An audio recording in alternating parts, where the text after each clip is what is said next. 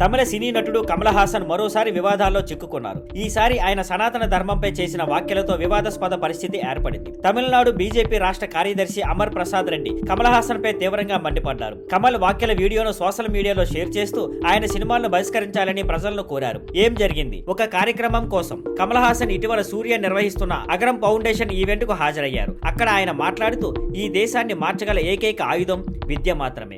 అదే ఆయుధం దేశంలో డిక్టేటర్షిప్ ను, సనాతన ధర్మాన్ని చెరసాల నుంచి బయటపడేసి శక్తిని కలిగి ఉంది అని వ్యాఖ్యానించారు. ఇదే ఆయనకు తలనొప్పిగా మారింది. ఈ వ్యాఖ్యలను సనాతన ధర్మాన్ని అవమానించడంగా భావించిన బీజేపీ నేతలు తీవ్రంగా ఖండించారు. అమర్ ప్రసాద్ రెడ్డి ట్వీట్ లో ఏమన్నారు? ప్రతి హిందువుకు నా విజ్ఞప్తి, సనాతన ధర్మాన్ని నాశనం చేయాలనుకునే కమల్ హాసన్ సినిమాలను బహిష్కరించండి. ఎవడైనా సనాతన ధర్మాన్ని కించపరిస్తే ఫలితాలు ఎదుర్కోవాల్సిందే. ఇకపై ఎవరు హిందువులను ఎగతాళి చేయగలరో చూద్దాం అంటూ ట్వీట్ చేశారు. వీడియోలో ఆయన ఉదయనిధి స్టాలిన్ తర్వాత ఇప్పుడు కమల్ హాసన్ కూడా సనాతన ధర్మంపై విమర్శలు చేశారు. వీరి సినిమాలను బహిష్కరించి బుద్ధి చెప్పాలి అని అన్నారు. ఇదే కాదు, కొద్ది నెలల క్రితం కమల్ హాసన్ మరో వివాదాస్పద వ్యాఖ్య చేశారు. కన్నడ భాష తమిళం నుంచే పుట్టింది అని అన్న తర్వాత కర్ణాటక ఫిల్మ్ ఛాంబర్ ఆయన సినిమా తక్ లైఫ్ పై 4 రోజుల నిషేధం విధించింది. మొత్తానికి కమల్ వ్యాఖ్యలు మళ్లీ రాజకీయ వివాదానికి దారి తీస్తున్నాయి. ఇప్పుడు ప్రశ్న, ప్రజలు ఈ వివాదంపై ఎలా స్పందిస్తారు?